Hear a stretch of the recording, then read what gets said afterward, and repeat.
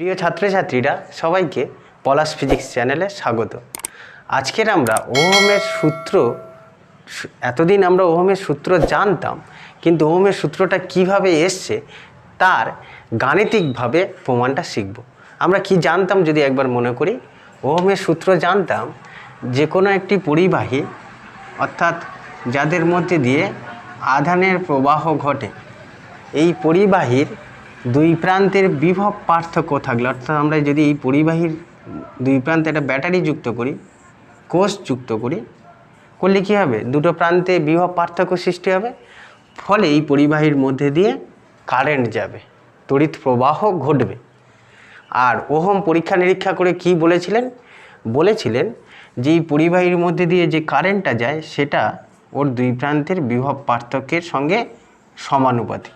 আর সেটা থেকে সমান করতে গিয়ে আমরা একটা ধ্রুবক নিয়েছিলাম, যে ধ্রুবকটাকে আমরা বলেছিলাম পরিবাহীর রোধ। আর রোধ কী কী বিষয়ের ওপর নির্ভর করে সেগুলো আমরা জেনেছিলাম। আজকের আমরা কি শিখব যে পরিবাহীর দুই প্রান্তের বিভব পার্থক্য এবং প্রবাহ মাত্রার এই যে সরল সম্পর্কটা, সেটা এক্সপেরিমেন্টাল প্রুফ নয়, পরীক্ষালব্ধ ফলাফল নয়, যেটা ওহম করেছিলেন। আমরা সেটা করব কি, গাণিতিকভাবে প্রমাণটা করব কিভাবে এই সূত্রটা আসে। খুব সহজ কথায় বলতে গেলে, এই যে সূত্রটা আমরা লিখি, এতদিন লিখে এসেছি, তার আগের লাইনগুলো করতে থাকব। আগে অসংখ্য অনেক কিছু আছে, সেগুলো থেকে ধাপে ধাপে করতে করতে ভি সমানুপাতিক আই এসছে।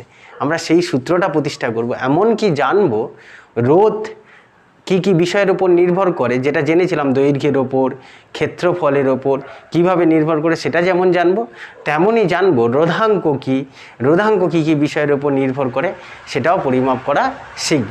তাহলে চলো আজকের ক্লাসটা শুরু করা যাক। আচ্ছা, প্রথমে আমাদের প্রশ্ন জাগা উচিত যে একটা তারের দু প্রান্তে, আচ্ছা একটা তার কেন তড়িৎ পরিবহন করে? যদি কেউ এই সহজ প্রশ্নটা করে যে একটা তার ধাতব পদার্থই তড়িৎ পরিবহন করে, প্লাস্টিকের যদি একটা তার নিই, প্লাস্টিক যদি নিই, সে তো তড়িৎ পরিবহন করতে পারে না, বা কাঠ তড়িৎ পরিবহন করতে পারে না। তাহলে ধাতব পদার্থের মধ্যে এমন কি বৈশিষ্ট্য আছে যার জন্য ও তড়িৎ পরিবহন করতে পারে?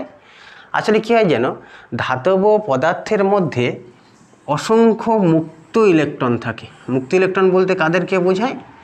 মুক্ত ইলেকট্রন বলতে আমরা যদি পরমাণুর নিউক্লিয়াসের গঠনটা লক্ষ্য করি, কি ছিল? পরমাণুর নিউক্লিয়াস, তার চারপাশের বিভিন্ন কক্ষে ইলেকট্রনগুলো ঘুরে বেড়াতো। আর জানি যে নিউক্লিয়াসের সবচেয়ে দূরের যে কক্ষটা থাকে, সেই কক্ষে ইলেকট্রনের ওপর নিউক্লিয়াসের আকর্ষণ বল কম, ফলে সেই ইলেকট্রনটা কি দুর্বল প্রকৃতির। যেমন সূর্য থেকে সবচেয়ে দূরে যে গ্রহ আছে, তার ওপর সূর্যের আকর্ষণ বল কী হবে?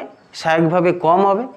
কম হওয়ায় সেই গ্রহটাকে কম আকর্ষণ বলে টানবে। একই রকমভাবে নিউক্লিয়াস থেকে সবচেয়ে দূরে যে ইলেকট্রনটা আছে, তার ওপর নিউক্লিয়াসের আকর্ষণ বল কম, আর নিউক্লিয়াসের আকর্ষণ বল কম হয়, সে দুর্বলভাবে আটকে থাকে। সহজ কথায় বলতে গেলে ওই যে ইলেকট্রনটি, অর্থাৎ বাইরের কক্ষের ইলেকট্রনটি, সেটি আলগাভাবে আবদ্ধ। এই যে আলগাভাবে আবদ্ধ ইলেকট্রনটি নিউক্লিয়াস ছেড়ে বা পরমাণু ছেড়ে ঘুরতে পারে, পদার্থের মধ্যে ঘুরতে পারে। এই ইলেকট্রনগুলোকে আমরা বলি মুক্ত ইলেকট্রন। তাহলে মুক্ত ইলেকট্রন কি বলবো? পদার্থের বলছি, পরমাণুর মধ্যে প্রকৃতপক্ষে হওয়া উচিত। পরমাণুর মধ্যের ইলেকট্রন আলগাভাবে আবদ্ধ থাকছে, সে ঘুরে বেড়াচ্ছে সেই ইলেকট্রনগুলোকে। সেটা কোথায় ঘুরে বেড়ায়? পদার্থের মধ্যেই ঘুরে বেড়ায়, কারণ পদার্থ অসংখ্য পরমাণু নিয়ে গঠিত। পদার্থের মধ্যে মুক্তভাবে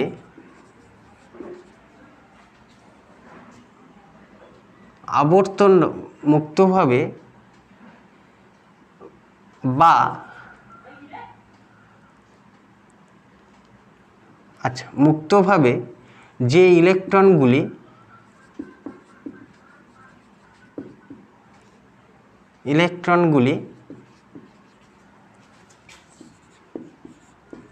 ঘুরে বেড়ায়,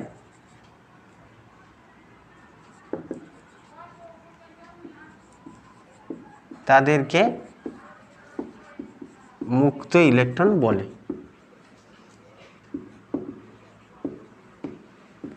এই ইলেকট্রনগুলো পদার্থের মধ্যে থাকে, পদার্থ ছেড়ে কিন্তু বাইরে যেতে পারে না।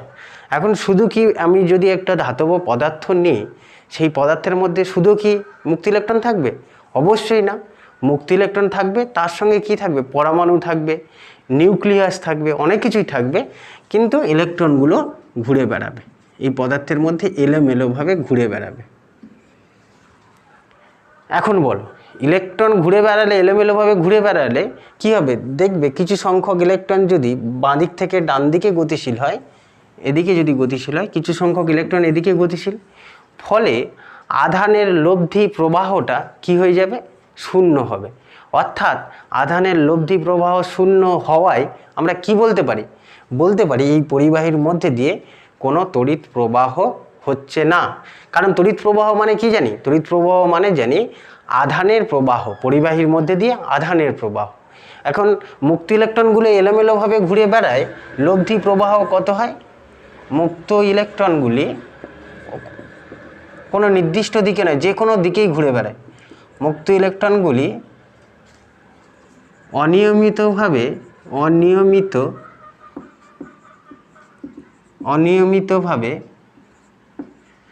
এলোমেলো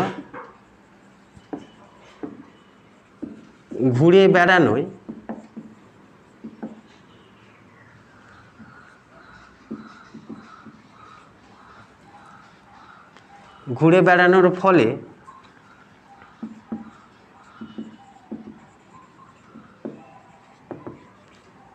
কি হয়? পদার্থের মধ্যে আধান বলতে এখানটা কি বোঝাচ্ছে? ব্র্যাকেটে ইলেকট্রন লিখে রাখলাম। আধানের লব্ধি প্রবাহ শূন্য হয়, তাই না? লব্ধি প্রবাহ শূন্য হচ্ছে, ফলে প্রবাহ মাত্রা শূন্য হয়।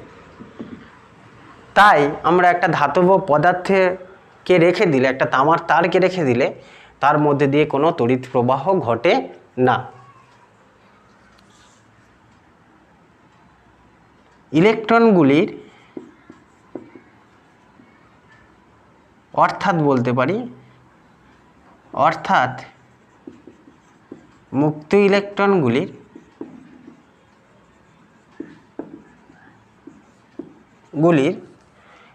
গড় তাপীয় বেগ শূন্য হয়।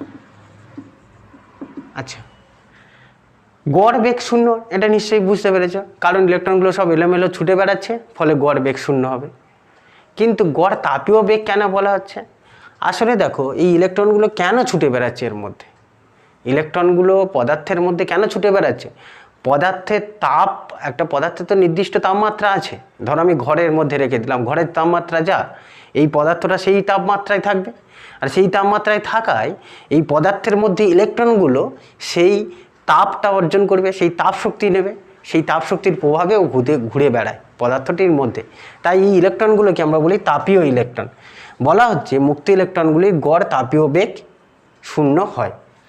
এখন দেখো মজার বিষয় কি, এখন আমরা যেই পরিবাহীটার দুই প্রান্তে একটা সোর্স যুক্ত করি, তড়িৎ উৎস যুক্ত করি, সেটা ব্যাটারি হতে পারে, প্রাথমিক কোষ, গৌণ কোষ, যাই খুঁজে। অর্থাৎ পরিবাহীর দুই প্রান্তে যেই আমরা বিভব পার্থক্য যোগ করব, তখন কি হবে?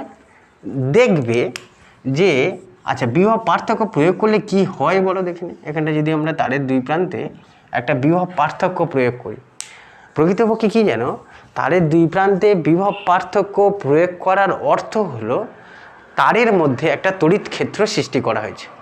কারণ আমরা জানি বিভব পার্থক্য এবং তড়িৎ ক্ষেত্রের প্রাবল্যের মধ্যে সম্পর্ক ই সমান কি জানি? V/L বা V/D। আমরা শিখেছিলাম তো। ডিটা কি? এই দূরত্বটা, তারের দুটো প্রান্তের মধ্যে দূরত্ব, এটাকে আমরা V/L বলতে পারি, ডি না বলে এল বলতে পারি, শিখেছিলাম তড়িৎ ক্ষেত্র অধ্যায়ে। অর্থাৎ আমরা যেই তারের দুই প্রান্তে একটা উৎস যোগ করব, তারের মধ্যে একটা তড়িৎ ক্ষেত্র সৃষ্টি হবে। তাহলে লিখি 3 নম্বর পয়েন্টে কি হলো, পরিবাহীর দুই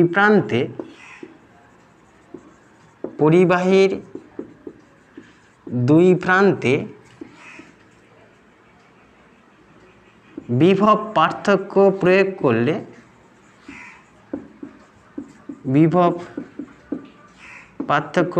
করলে পরিবাহীর মধ্যে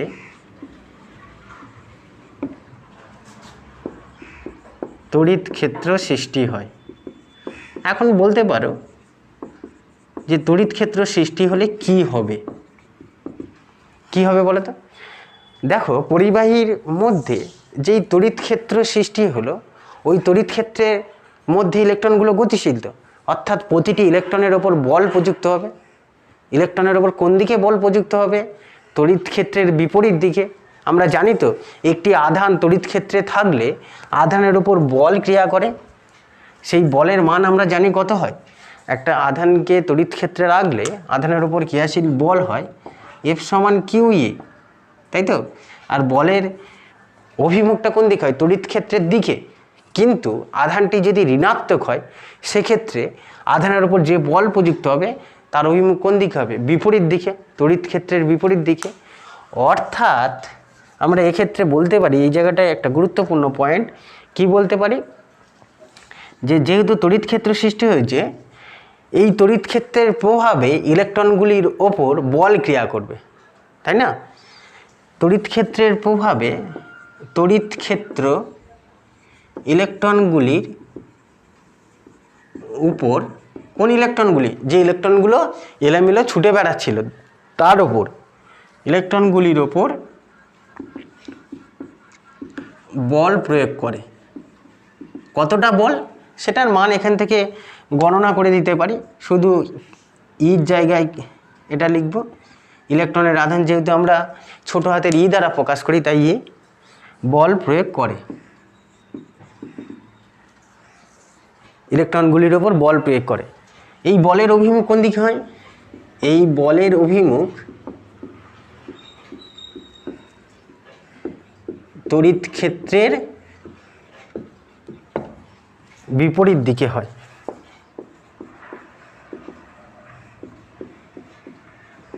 তড়িৎ ক্ষেত্রের বিপরীত দিকে হয়। এবার বল প্রয়োগ করলে, প্রকৃতপক্ষে তড়িৎ ক্ষেত্রটা আধানের ওপর বল প্রয়োগ করলো। বল প্রয়োগ করলে কী হবে? আধানগুলো দেখবে তড়িৎ ক্ষেত্রের বিপরীত দিকে গতিশীল হতে বাধ্য হবে। কেন? আমি তো বাইরে থেকে বল প্রয়োগ করেছি, ফোর্স দিয়েছি। আর ফোর্স দিলে কি হয়? বস্তুটি বা কোনো আধান তড়িৎ ক্ষেত্রের দিকে বা বিপরীত দিকে গতিশীল হবে। এখানে কি হবে? ইলেকট্রনের ওপর যেহেতু বল ক্রিয়া করছে, ইলেকট্রনগুলো এতক্ষণ সব এলোমেলো ছুটে বেড়াচ্ছিল, যেই তড়িৎ ক্ষেত্র প্রয়োগ করলে বা যেই বাইরে থেকে উৎসটা যুক্ত করলে ইলেকট্রনগুলো তড়িৎ ক্ষেত্রের বিপরীত দিকে গতিশীল হতে বাধ্য হয়েছে। আচ্ছা, এই বাধ্য হয়েছে কথাটাও কেন বলা হচ্ছে? সব ইলেকট্রন যে তড়িৎ ক্ষেত্রের বিপরীত দিকে গতিশীল হবে এর কোনো নিশ্চয়তা নেই। দেখা যায় যাদের তাপীয় গতিবেগ বেশি ছিল, যাদের গতিশক্তি বেশি ছিল, তারা কিন্তু তড়িৎ ক্ষেত্রের বিপরীত দিকে বেশি পরিমাণ বেঁকে যাবে না। বেঁকে যাবে কারা? যাদের তাপীয় গতিশক্তি কম ছিল। কিন্তু লব্ধি ফলাফলটা কি আসবে? লব্ধি ফলাফলটা আসবে এতক্ষণ ইলেকট্রনগুলো এলোমেলোভাবে ছুটে বেড়াচ্ছিল বলে প্রবাহ মাত্রাটা শূন্য ছিল, কিন্তু এখন আর প্রবাহ মাত্রা শূন্য হতে পারবে না। কেন শূন্য হতে পারবে না? কারণ ইলেকট্রনগুলো একটা নির্দিষ্ট দিকে গতিশীল হতে শুরু করেছে। কার প্রভাবে? বাহ্যিক তড়িৎ ক্ষেত্রের প্রভাবে। আর এই যে উৎসটা যোগ করার ফলে ইলেকট্রনগুলো একটা নির্দিষ্ট দিকে গতিশীল হতে শুরু করলো, একেই বলা হচ্ছে তড়িৎ প্রবাহ। কারণ আমরা জানি তড়িৎ প্রবাহ মানে আধানের প্রবাহ, তাই তো? ফলে আমরা 5 নম্বর পয়েন্টে কি বলতে পারি?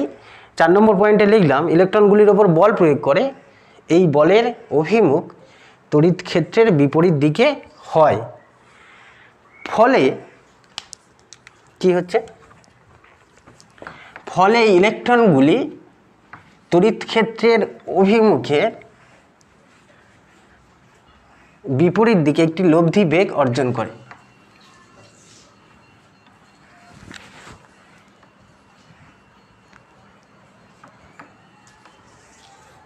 পাঁচ নম্বর পয়েন্টে, ফলে ইলেকট্রনগুলি কি হচ্ছে? ইলেকট্রনগুলি বাহ্যিক তড়িৎ ক্ষেত্রের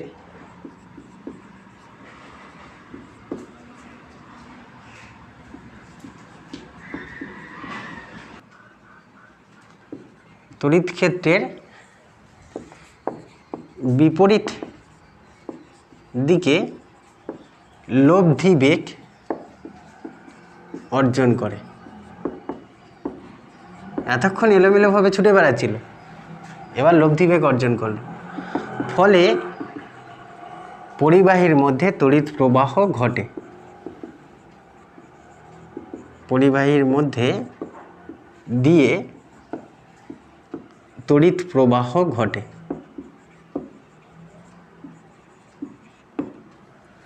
আশা করি বুঝতে পেরেছ। স্বাভাবিক অবস্থায় মানে তারের মধ্যে দুই প্রান্তে যতক্ষণ না কোনো বিভব পার্থক্য বা উৎস যুক্ত করছি ততক্ষণ কোনো তড়িৎ প্রবাহ ঘটবে না। যেই উৎস যুক্ত করলাম সেই সময় তড়িৎ প্রবাহ ঘটবে, অর্থাৎ আধানের একটা নির্দিষ্ট দিকে প্রবাহ হবে। সেটার কারণ সবে আমরা শিখলাম। এখন দেখো, তড়িৎ ক্ষেত্র প্রয়োগ করলে ইলেকট্রনগুলি কেমন বেগ অর্জন করবে, অর্থাৎ সমবেগ না সমত্বরণ না সমমন্দন। তড়িৎ ক্ষেত্র প্রয়োগ করার অর্থ ইলেকট্রনগুলির উপর বল প্রয়োগ করা হয়েছে, ফলে ইলেকট্রনগুলি ত্বরণ সহ গতিশীল হওয়া উচিত, তাই না? তড়িৎ ক্ষেত্রের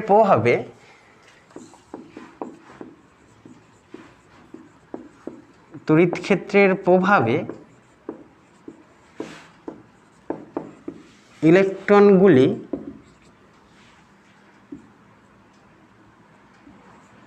ত্বরণ সহ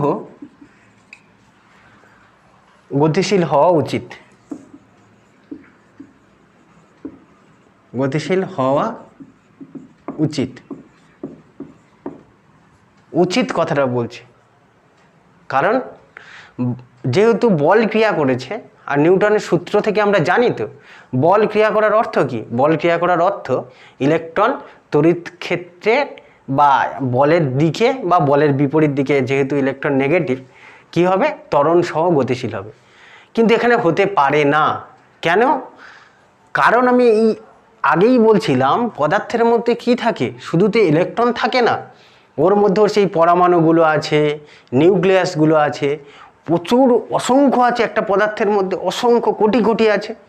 এখন এই ইলেকট্রনগুলি যখনই এর মধ্যে দিয়ে গতিশীল হতে চাইবে, ওই পরমাণুগুলো বা ওই নিউক্লিয়াসগুলোর মধ্যে কি হবে, বারবার ধাক্কা খাবে বা ওরা নিজেদের মধ্যে ধাক্কা খাবে। এটাই তো স্বাভাবিক, যেহেতু সেই পরমাণু বা নিউক্লিয়াসগুলো স্থির, ফলে ইলেকট্রনগুলোর বারবার সংঘর্ষ ঘটে। আর বারবার সংঘর্ষ ঘটলে কি হবে, বারবার সংঘর্ষ ঘটলে ইলেকট্রনের গতিটা সমত্বরণ সবার হতে পারে না বা ত্বরিত গতি হতে পারে না, বা ইংরেজিতে বললে অ্যাক্সিলারেটেড মোশন হতে পারে না। বারবার গতিটা বন্ধ হয়ে যায়। কাদের সঙ্গে সংঘর্ষে? ওই পদার্থের মধ্যে যে পরমাণু বা নিউক্লিয়াসগুলো আছে বা নিজেদের মধ্যে সংঘর্ষে। ওই জন্য বলা হচ্ছে ত্বরণ সহ গতিশীল হওয়া উচিত। কিন্তু পদার্থের স্থির পরমাণু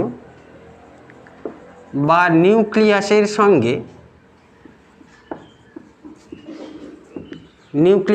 সঙ্গে বারবার সংঘর্ষের ফলে বারবার সংঘর্ষ ঘটে। সংঘর্ষের ফলে কি হচ্ছে, ইলেকট্রনগুলির গতি ত্বরিত হতে পারে না। ত্বরিত বলতে এখানটা কি বোঝানো হচ্ছে,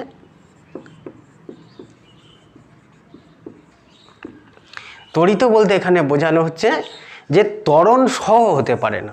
যেহেতু ধাক্কা খাচ্ছে, ত্বরণ সহ মানে কি, আস্তে আস্তে বেগ বাড়বে, কিন্তু ত্বরণ সহ হতে পারছে না। কেন? এই যে বারবার ধাক্কা খাওয়ার জন্য ত্বরিত হতে পারে না।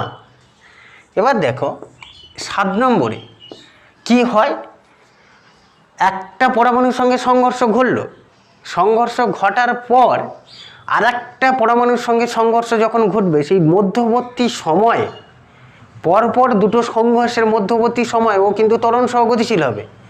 একজনের সঙ্গে সংঘর্ষ হয়ে যাওয়ার পর যতক্ষণ না আর একটা পদার্থের পরমাণুর সঙ্গে বা পদার্থের নিউক্লিয়াসের সঙ্গে সংঘর্ষ ঘটছে, ততক্ষণ পর্যন্ত ও ত্বরণ সহ গতিশীল হবে। অর্থাৎ বলতে পারি পরপর দুটি সংঘর্ষের মাঝে সংঘর্ষের মধ্যবর্তী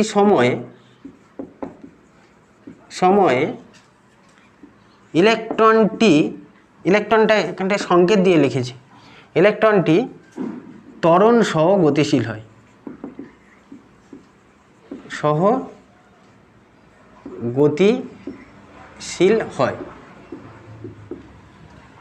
বোঝা গেল? আচ্ছা, তাহলে কখন ইলেকট্রনগুলি ত্বরণ সহ গতিশীল হয় সেটা বুঝলাম। এখন দেখো ইলেকট্রনগুলোর সঙ্গে কাদের সংঘর্ষ ঘটছিল? পরমাণু বা স্থির নিউক্লিয়াসে। এই সংঘর্ষটা যত বেশি হবে কি হবে? ইলেকট্রনের গতি তত স্তব্ধ হয়ে যাবে, অর্থাৎ এর মধ্যে দিয়ে আধানের প্রবাহ তত কম হবে, অর্থাৎ পরিবাহীর মধ্যে দিয়ে তত কম কারেন্ট যাবে, প্রবাহ মাত্রা কমে যাবে। আর এই ঘটনাকে কি বলে? যে পরিবাহীর মধ্যে দিয়ে আধানের প্রবাহ যত কম হয় আমরা বলি সেই পরিবাহীর রোধ তত বেশি। ফলে বলতে পারি দেখো ইলেকট্রনগুলির সঙ্গে নিউক্লিয়াসের সংঘর্ষ যত বেশি ঘটবে বা পরমাণুর সংঘর্ষ যত বেশি ঘটবে, রোধের উৎপত্তি তত বেশি হবে, ততই পদার্থের মধ্যে রোধের উৎপত্তি ঘটে। অর্থাৎ রোধটা কিসের ওপর নির্ভর করে? এখন দেখো এই সংঘর্ষগুলো কি কি বিষয়ের উপর নির্ভর করবে। স্বাভাবিকভাবে যখন পরিবাহীর দৈর্ঘ্য যত বেশি হবে সংঘর্ষের সংখ্যা তত বেশি হবে। আর সংঘর্ষের সংখ্যা বেশি হওয়া মানে কি? ওই যে বলছিলাম ইলেকট্রনের গতিবেগ স্তব্ধ হচ্ছে, অর্থাৎ পরিবাহী বাধা দিচ্ছে আধানের প্রবাহকে, অর্থাৎ পরিবাহীর রোধ সৃষ্টি হচ্ছে। সেই কারণেই বলা হয় পরিবাহীর দৈর্ঘ্য যত বাড়ে ও রোধ তত বৃদ্ধি পায়। এইটাই লেখা হবে। এবার কি লিখবো? 7 নম্বর পয়েন্ট পর্যন্ত শিখলাম।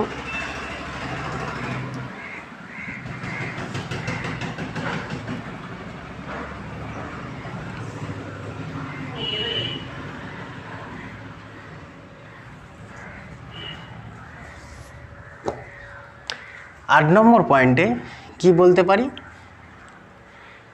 ইলেকট্রনগুলির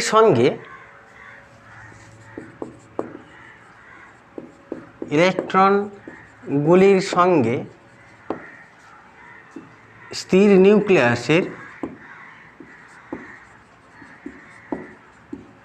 নিউক্লিয়াসের সংঘর্ষ যে বিষয়গুলির ওপর নির্ভর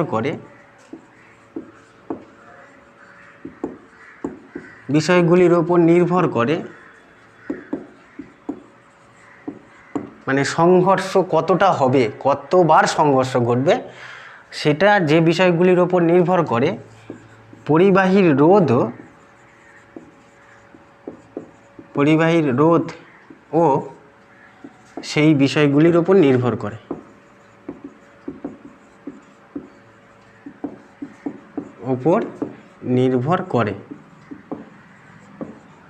যেমন কি? যেমন পরিবাহীর দৈর্ঘ্য কি হবে বলো? পরিবাহীর দৈর্ঘ্য যত বেশি হবে সংঘর্ষ তত বেশি ঘটবে, তাই দৈর্ঘ্য বৃদ্ধি পেলে রোধ তত বাড়ে। এটা তো বুঝলে সংঘর্ষ ঘটা মানে কি? সংঘর্ষ ঘটা মানে পদার্থের মধ্যে দিয়ে ইলেকট্রনের গতি বাধাপ্রাপ্ত হচ্ছে, অর্থাৎ পদার্থের মধ্যে দিয়ে ইলেকট্রন যেতে পারছে না, ফলে পরিবাহী রোধের উৎপত্তি ঘটেছে। যেমন পরিবাহীর দৈর্ঘ্য, প্রস্থচ্ছেদের ক্ষেত্রফল, আর কি? আর হচ্ছে পরিবাহীর উপাদান, এই বিষয়গুলির ওপর নির্ভর করে। কি নির্ভর করে? সংঘর্ষ। আর প্র্যাকটিক্যালি বলতে যেটা আমরা বাইরে থেকে বুঝতে পারি সেটা হচ্ছে রোধ এই বিষয়গুলির ওপর নির্ভর করে। আর একটা বিষয় আমরা জানি যে পদার্থের মধ্যে দিয়ে তড়িৎ প্রবাহ ঘটলে কি হয়? তাপের উৎপত্তি ঘটে, তাই না? গরম হয়ে যায় তো তারটা। বা ফিলামেন্টের মধ্যে দিয়ে দেখেছো যখন কি ঘটে? ফিলামেন্টের মধ্যে দিয়ে যখন তড়িৎ প্রবাহ ঘটে, আলো দেয়, এই আসে কোথা থেকে? আলোক শক্তিটা কিভাবে পরিবর্তিত হয় বা তাপটা কোথা থেকে হয়? যেমন হিটারে তড়িৎ প্রবাহ গেলে কি হয়? তাপ উৎপন্ন হয়।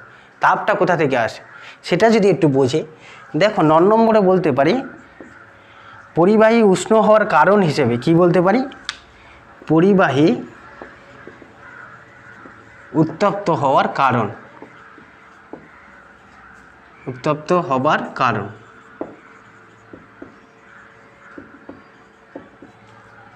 ওই সংঘর্ষই কিন্তু দায়ী। আসলে কি হয়? ইলেকট্রনগুলো গতিশীল হচ্ছে কার প্রভাবে? বাহ্যিক তড়িৎ ক্ষেত্রের প্রভাবে। হয়ে কি হচ্ছে? পদার্থের সঙ্গে সংঘর্ষ ঘটছে, আর সংঘর্ষ ঘটলে ওদের গতিবেগটা কমে যাচ্ছে, অর্থাৎ গতি শক্তি কমছে। আর শক্তির সংরক্ষণ সূত্র অনুসারে কি জানি, এই গতিশক্তিটা কিসে রূপান্তরিত হবে? এই গতিশক্তিটাই কিন্তু তাপে রূপান্তরিত হয়, যেটাকে আমরা বলি তাপ শক্তি। অর্থাৎ আমরা বলতে পারি সংঘর্ষের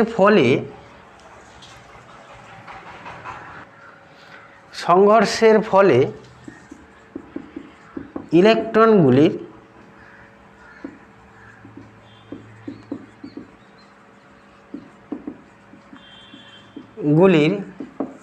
গতিশক্তি হ্রাস পায়, যা গতিশক্তি হ্রাস পেয়ে যাবে কোথায়? যা শক্তির সংরক্ষণ সূত্র অনুযায়ী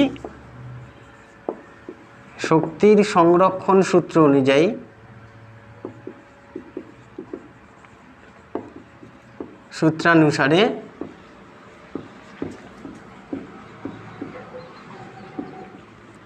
তাপ শক্তিতে রূপান্তরিত হয়। অনেক সময় এত বেশি তাপ উৎপন্ন হয় যেটা আমরা আলোক হিসেবে দেখি, আলোক শক্তি বলা হয়। এই হলো পদার্থের মধ্যে দিয়ে কখন তড়িৎ প্রবাহ ঘটে, তড়িৎ প্রবাহ হলে কি হয় সেটা দেখো আরও একবার মনে করে নেওয়ার চেষ্টা করি।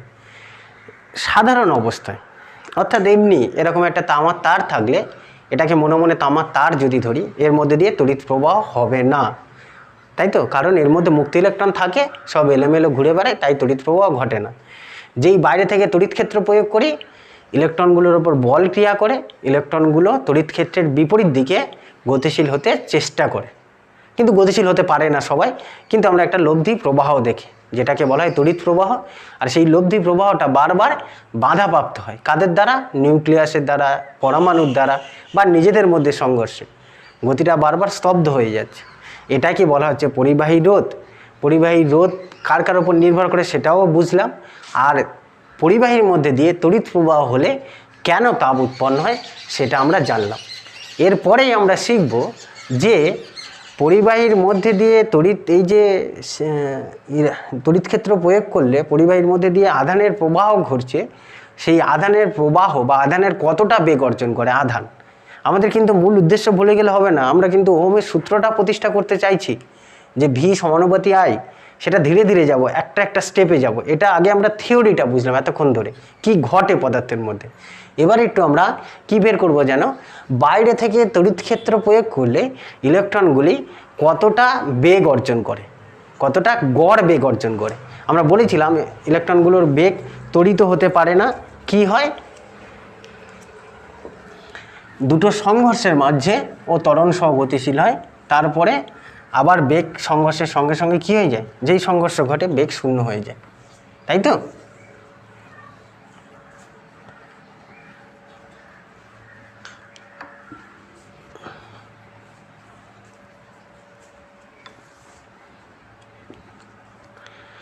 তাহলে এবার আমাদের গণনার বিষয় তড়িৎ পরিবাহীর দরুন ও তাপ উৎপন্নটা বুঝে গিয়েছি। এবার একটু আমরা স্রোত বেগ বোঝার চেষ্টা করব। স্রোত বেগ এর অনেকগুলো নাম আছে। কি কি? স্রোত বেগ বলে, বা অনুপ্রবাহের বেগ বলে,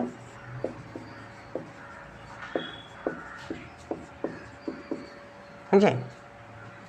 স্রোত বেগ বা অনুপ্রবাহের বেগ কি? খুব সহজ কথায় বললে, তড়িৎ ক্ষেত্র প্রয়োগ করার ফলে বা পরিবাহীর দুই প্রান্তে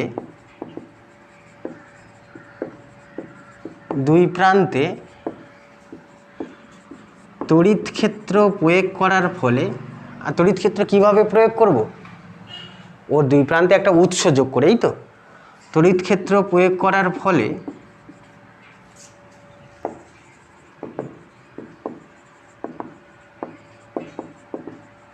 ইলেকট্রনগুলি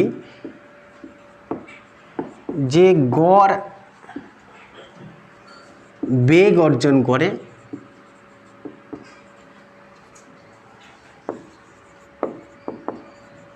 তাকে স্রোত বেগ বা অনুপ্রবাহের বেগ বলে।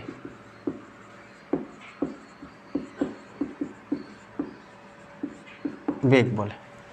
আমরা এই স্রোত বেগ বা অনুপ্রবাহের বেগের রাশিমালা বের করব। একটা কথা ভালো করে খেয়াল করে নাও, পদার্থের মধ্যে ইলেকট্রনগুলো দু ধরনের বেগ আছে। একটা হচ্ছে তাপীয় বেগ, অর্থাৎ স্বাভাবিকভাবে অর্থাৎ তড়িৎ ক্ষেত্র প্রয়োগ না করলেও ইলেকট্রনগুলোর একটা বেগ থাকে, সেই তাপীয় বেগ। আর তড়িৎ ক্ষেত্র প্রয়োগ করার পরে একটা বেগ অর্জন করে, সেটা ত্বরণ সহ বেগ। আর আমরা জানি ত্বরণ সহ যে বেগ অর্জন করে সেটা কি, পরপর দুটো সংঘর্ষের মধ্যে ত্বরণ সহ গতিশীল হয়, তার আগেও নয় তার পরেও নয়। দেখো, তড়িৎ ক্ষেত্র প্রয়োগ করার ফলে ইলেকট্রনের উপর ক্রিয়াশীল বল কত? ইলেকট্রনের উপর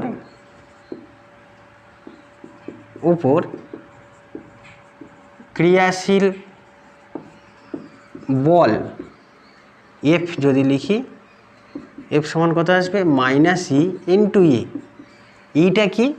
ইটা হচ্ছে এই পরিবাহীর দুই প্রান্তে প্রযুক্ত তড়িৎ ক্ষেত্র, বড় হাতের ইটা। আর ছোট হাতের ইটা কি? ছোট হাতের ইটা হলো ইলেকট্রনের আধান। অর্থাৎ আমি তড়িৎ ক্ষেত্র প্রয়োগ করলে বা বাহ্যিক উৎস যুক্ত করলে এই পদার্থের মধ্যে ইলেকট্রনগুলির ওপর কত বল ক্রিয়া করে সেটা এটা। এবার যদি বলি প্রতিটি ইলেকট্রনের ওপর যদি ওই বল ক্রিয়া করে, ইলেকট্রনের ত্বরণ কত? ইলেকট্রনের ত্বরণ, তড়িৎ ক্ষেত্র প্রয়োগ করার ফলে ইলেকট্রন যে ত্বরণ অর্জন করে সেটা কত? ত্বরণকে যদি আমরা এ দ্বারা লিখি, এর মান কত হবে? F/m। আমরা নিউটনের সূত্র থেকে জানি তো, ত্বরণ মানে বল বাই ভর, F/m, অর্থাৎ -E/m। এমটা কি এখানে বলে দেওয়া উচিত, এম হলো ইলেকট্রনের ভর, আর ইটা কি? ছোট হাতের ই, ইলেকট্রনের আধান। এর মান তো আমরা সবাই জানি, ইলেকট্রনের আধান কত হয়? এর মান 1.6 × 10⁻⁻19 কুলম্ব। আর ক্যাপিটাল ইটা কি? ক্যাপিটাল ইটা হলো প্রযুক্ত তড়িৎ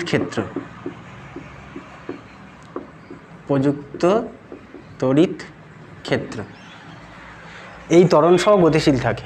এটা ভেক্টর রাশি দিই, যেহেতু প্রাবল্যটাকে আমরা ভেক্টর দিয়েছি তাই ত্বরণটাকে ভেক্টর রাশি দিলাম। এখন বলো, এই ত্বরণটা কি সর্বদাই থাকে? এটা কিন্তু অনেকবার বলে দেওয়া হয়েছে এতক্ষণে, না। পরপর দুটি সংঘর্ষের মাঝে তার আগে যে বেগটা থাকে সেই বেগটাকে আমরা কি বলি? তাপীয় বেগ। আর তাপীয় বেগ কত হয়? তাপীয় গড় বেগ আমরা 0 জানি, শুরুতেই বলছিলাম। তাপীয় গড় বেগ 0 বলেই তো পদার্থের মধ্যে ইলেকট্রনের মূলবধি প্রবাহ পাওয়া যায় না, বা পরিবাহীর মধ্যে দিয়ে তড়িৎ প্রবাহ পাওয়া যায় না। তাহলে আমরা বলতে পারি ইলেকট্রনগুলি মুক্ত ইলেকট্রন, আরও সহজ কথায় বললে মুক্ত ইলেকট্রনগুলি পরপর দুটি সংঘর্ষের মধ্যবর্তী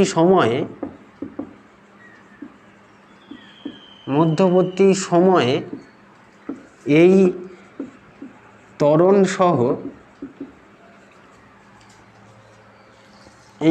সহ গতিশীল হয়।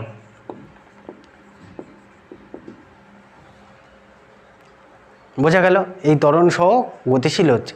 এখন পরপর দুটো সংঘর্ষের মধ্যবর্তী সময়টা কত? মানে পরপর দুটো সংঘর্ষ ঘটতে মাঝখানে কতটা সময় নেয়? এটা খুব জটিল প্রশ্ন। আমরা কারণ জানি এখন এই যে পদার্থের মধ্যে ইলেকট্রনগুলো যে সংঘর্ষ ঘটবে সে তো নিশ্চয়ই সমান সময় নেবে না, বিভিন্ন সময় বিভিন্ন ধরনের সংঘর্ষ ঘটবে, বিভিন্ন সময় নেবে। অর্থাৎ পরপর দুটো সংঘর্ষের মধ্যবর্তী সময় কী হবে? আলাদা আলাদা হবে। আমি ধরছি যে পরপর দুটো সংঘর্ষের মধ্যবর্তী সময়, যে কোনো একটা সময় টি ধরে নিলাম। আমাদের প্রকৃতপক্ষে গণনা করা উচিত গড় সময়। ইলেকট্রনগুলো এই যে বারবার ধাক্কা খাচ্ছে, এই ধাক্কার মধ্যবর্তী গড় সময় বের করা উচিত। তা আমি আপাতত একটা যে কোনো XYZ কোনো একটা সময় ধরছি, সেই সময়টাকে ছোট হাতে টি বলছি। পরপর দুটি সংঘর্ষের মধ্যবর্তী সময় টি হলে ইলেকট্রন কর্তৃক সংঘর্ষের পূর্বে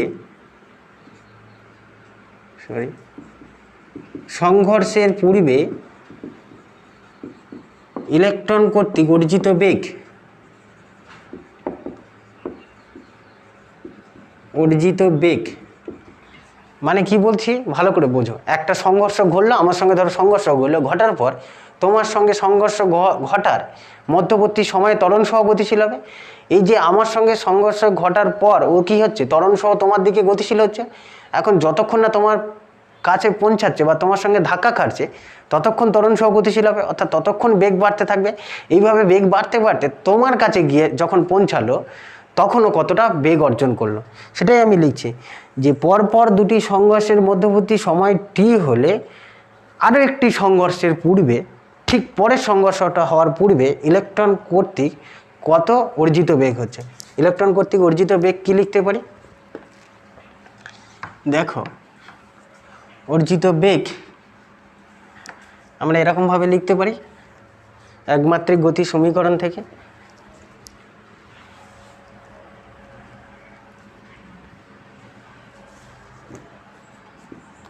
ভি সমান V0 প্লাস এটি, আমরা এমনি এই সম্পর্ক জানি তো, ভি সমান ইউ প্লাস এটি, ভি সমান V0 প্লাস এটি। এই V0টা কী জানো, V0টা হচ্ছে এই যে আমি বলছিলাম আমার সঙ্গে ধাক্কা খাওয়ার ঠিক আগে যে বেগটা হচ্ছিল প্রাথমিক বেগ, তারপরে এ ত্বরণ সহ গতিশীল হয়েছে। আর সেই ত্বরণের মানটা এখানটা লিখে রেখেছিলাম, মুছে দিলাম। এ ত্বরণ সহ গতিশীল হয়েছে কতক্ষণ ধরে, টি সময় ধরে। অর্থাৎ আমার কাছে যখন এসে ধাক্কা খাচ্ছে তখন বেগ V0 অর্জন করার পর তোমার কাছে পৌঁছানো পর্যন্ত কত বেগ অর্জন করলো, সেটা হচ্ছে V0 প্লাস এটি। এই V0টা হচ্ছে ইলেকট্রনগুলির গড় তাপীয় বেগ। ইলেকট্রনগুলির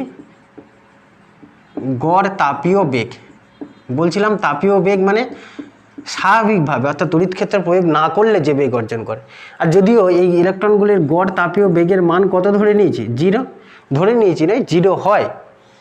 ফলে আমরা দেখো কত বেগ অর্জন করে পরপর সংঘর্ষের মাঝে, 0 প্লাস এই V0টা তো 0 হবে তাপীয় বেগের জন্য। এর মান কত, এর মান হচ্ছে ই বা এম আর টি বসিয়ে দিলাম। এখন দেখো এখানে আর মাইনাস চিহ্ন দিলাম না, মাইনাস চিহ্নটা প্রকৃতপক্ষে দেওয়া হয়েছিল কেন, যে ইলেকট্রনগুলো তড়িৎ ক্ষেত্রের বিপরীত দিকে গতিশীল সেটা বোঝানোর জন্য। আমরা এখন কি করছি, এখন মান গণনা করছি। মান গণনা করছি বলে এখানে আর মাইনাস চিহ্ন বসালাম না, ঋণাত্মক চিহ্ন উপেক্ষা করে এখানটা লিখে দিই, ঋণাত্মক চিহ্ন উপেক্ষা করে। ঋণাত্মক চিহ্নটা কি বোঝায়, শুধুমাত্র বোঝায় যে ইলেকট্রনগুলো তড়িৎ ক্ষেত্রের বিপরীত দিকে গতিশীল। অর্থাৎ ইলেকট্রনগুলো কত বেগ অর্জন করলো, দেখো E by M into T, প্রত্যেকটা রাশি জানি কোনটা কি, এই যে বেগ অর্জন করলো পরপর যে কোনো দুটো সংঘর্ষের মাঝে। এখন পরপর দুটো সংঘর্ষের মাঝে বিভিন্ন সময় হবে, অর্থাৎ টি এর মান আলাদা আলাদা হবে। ধরো আমার আর তোমার মাঝে সংঘর্ষ করতে 1 সেকেন্ড সময় লেগেছে, তোমার সঙ্গে তোমার বন্ধু যে আছে এই পদার্থের মধ্যে অবশ্যই সেই নিউক্লিয়াসগুলো কল্পনা করতে পারছো তো, নিউক্লিয়াসগুলো আরেকটা নিউক্লিয়াসের সঙ্গে যেই সংঘর্ষ ঘটবে, তোমার সঙ্গে ধাক্কা খাওয়ার পর আরেকটা নিউক্লিয়াসের সঙ্গে যখন সংঘর্ষ ঘটবে সেই সময়টা T2 নিল, আবার সেখান থেকে আরেকটা সংঘর্ষ করতে T3 সময় লিখবে। অর্থাৎ প্রত্যেকটি সংঘর্ষের জন্য যদি আলাদা আলাদা সময় নেয় সেক্ষেত্রে বেগের মান কী হবে, আলাদা আলাদা আসবে। একবার T1 বসাবো, একবার T2 বসাবো, একবার T3 বসাবো। এক্ষেত্রে আমাদের কী বের করতে হবে, গড় বেগ। গড় বেগ বের করার জন্য গড় সময় বের করতে হবে। তাই আমরা লিখে নিচ্ছি পরপর দুটো সংঘর্ষের মধ্যবর্তী গড় সময় যদি টাও ধরে নিই, দেখো পরপর দুটি সংঘর্ষের মধ্যবর্তী গড় সময় টাও, এই টাউটাকে একটা ভালো নাম দেওয়া হয়েছে। টাউটাকে কি বলা হয় যেন, টাউ, এটাকে বলা হয় রিল্যাক্সেশন টাইম বা স্লথন কাল, ইংরেজিতে বললে রিল্যাক্সেশন টাইম। এটা কি, ওই যে পদার্থের মধ্যে, এই পদার্থটার মধ্যে ইলেকট্রনগুলো প্রচুর সংঘর্ষ করছে, সেই ইলেকট্রনগুলোর যে কোনো দুটো সংঘর্ষের মধ্যবর্তী সময় আমি ধরে নিচ্ছি টাউ। এই টাউয়ের মান কিন্তু আমরা নির্ণয় করতে পারি, টাউয়ের মান কতটা হবে সেটাও সমীকরণ প্রতিষ্ঠা করা যায়। আপাতত আমাদের করতে হবে না, আমরা টাউ জেনে নেব। তাহলে টাউ যদি হয় মধ্যবর্তী গড় সময় টাউ হলে কি লিখতে পারি, টাউ হলে অর্জিত গড় বেগ, অর্জিত গড় বেগ কত সেটাকেই আমরা VD দ্বারা লিখি। কেন ডি বলছি, ভিডি এই যে মানটা এটাকেই লেখা হচ্ছে, দেখো ভিডি সমান কত E by M into tau. এটাই হলো স্রোত বেগের রাশিমালা। কারণ কি, স্রোত বেগের রাশিমালায় সংজ্ঞাটা আমরা যখন লিখেছিলাম মনে করে দেখো, বা লেখা যেটা আছে তোমরা দেখো কি বলেছিলাম, যে তড়িৎ ক্ষেত্র প্রয়োগ করার ফলে ইলেকট্রনগুলি যে গড় বেগ অর্জন করে সেটাকেই তো স্রোত বেগ বলে। এই যে গড় বেগ অর্জন করলো, ওই জন্য এই রাশিমালাটাকে বলছি স্রোত বেগের রাশিমালা। ডি দ্বারা লেখা হলে কেন, আসলে এই স্রোত বেগ এর ইংরেজি হচ্ছে কি জানো, ডিফট ভেলোসিটি, ডিফট ভেলোসিটি, তাই আমরা ডি দ্বারা লিখেছি।